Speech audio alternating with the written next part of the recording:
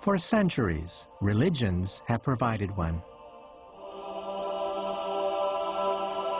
At the heart of religions, practically all the world's religions, there is the offer of eternal life, time without end. This is Wells Cathedral in Somerset. For the past 800 years, every Christian who's walked in here has been reminded that their soul is immortal. So I imagine that the promise of eternal life was a powerful incentive for the people who worshipped here. From their Bible, they knew that God controlled time. They read that Adam had reached over 900 years of age, and Methuselah, the oldest, he lived to be 969 years. So they knew God had the power over earthly time. And they believed that God could grant them an infinite life extension. It was essential that graveyards be placed close by so that the living and the dead were almost side by side. To the medieval mind, death was viewed as a phase, as nothing but a natural continuation of life.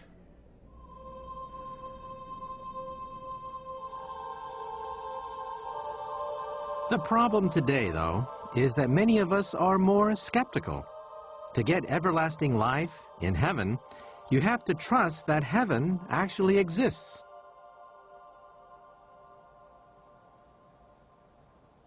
Speaking as a scientist, I think that there is a problem with regards to the afterlife and religious immortality, and that is there's no proof that it exists. Remarkable claims require remarkable proof. But maybe you don't need proof. Well, I do. I'm with Woody Allen when he said, "I don't want to live on in my work. I want to live on in my apartment."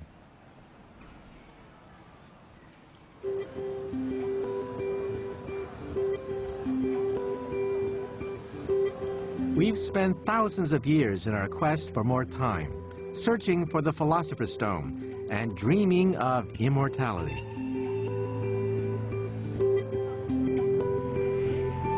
And yet, biologically, culturally, and even psychologically, we are prepared for death.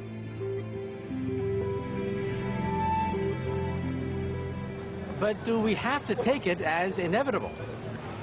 Are all animals, including us, programmed to die? Because if that's so, it means that all our cravings, all our yearnings for magic potions and fountain of youth, they're all doomed to failure. But there might just be a glimmer of hope, because scientists are beginning to discover something that might finally offer a very real prospect of unlimited time.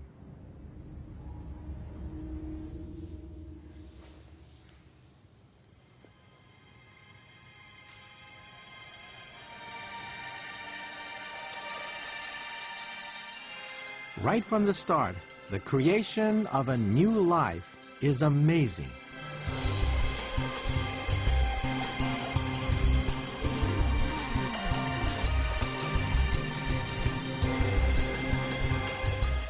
Our cells divide and grow into a body that will mature and develop and ultimately reproduce. It's clear that we are programmed to live.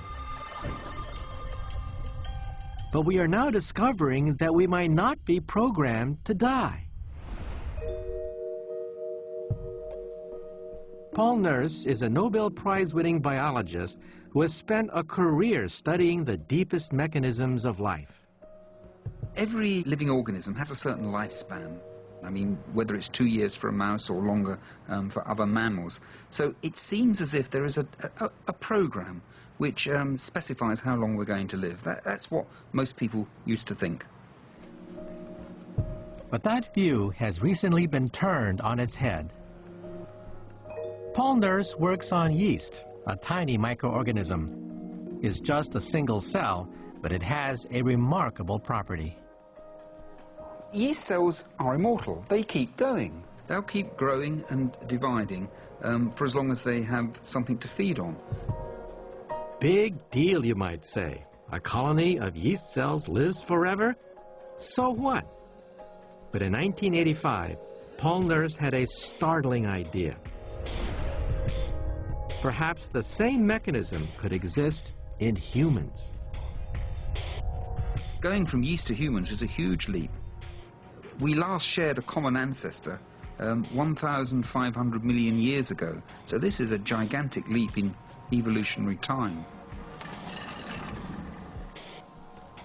His team transplanted human genes into a damaged yeast cell.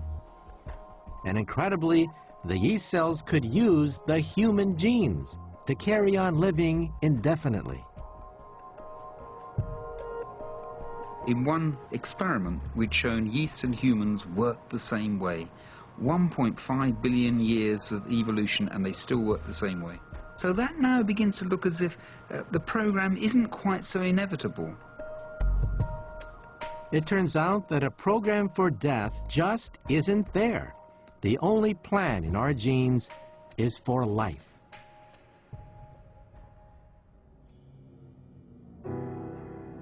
What's just as remarkable is that the same is true for aging. There are genes that build us to maturity, but no genes that directly age us. There's no clock that charts our decline.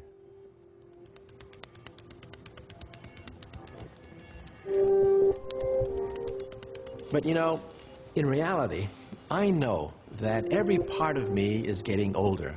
My hair, my skin, my muscles, every part of me is aging.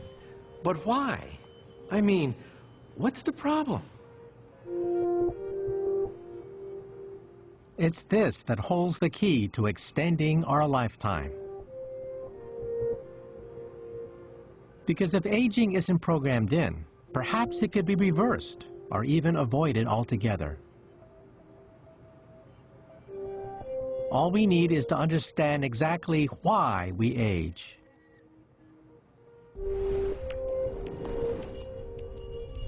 You know, my hair used to be black. I have tiny cells that manufacture the black pigment. But as the years went by, these cells simply stopped making it. So my hair turned white.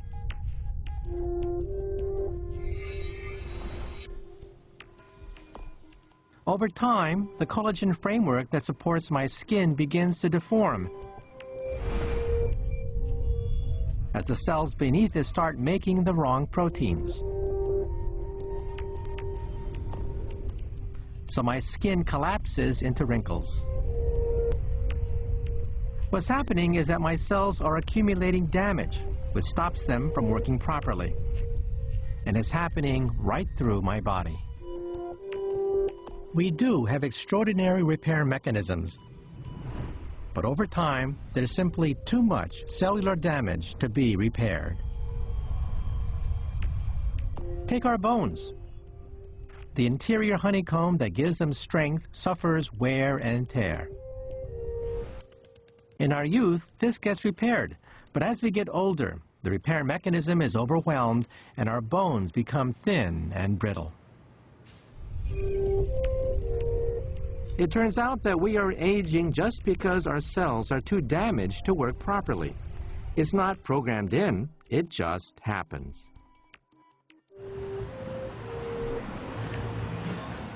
Aging is not even directly related to how old we are. If that was so, we would all age at exactly the same rate. So at this clinic, they're going to run some tests to see how time-worn my body is. They're going to calculate my biological age. Here's your urine sample. Okay, just leave it there. Today you're going to have your biological age system assessment, and that means that we will be checking your true age. Now your true age is actually your body's age.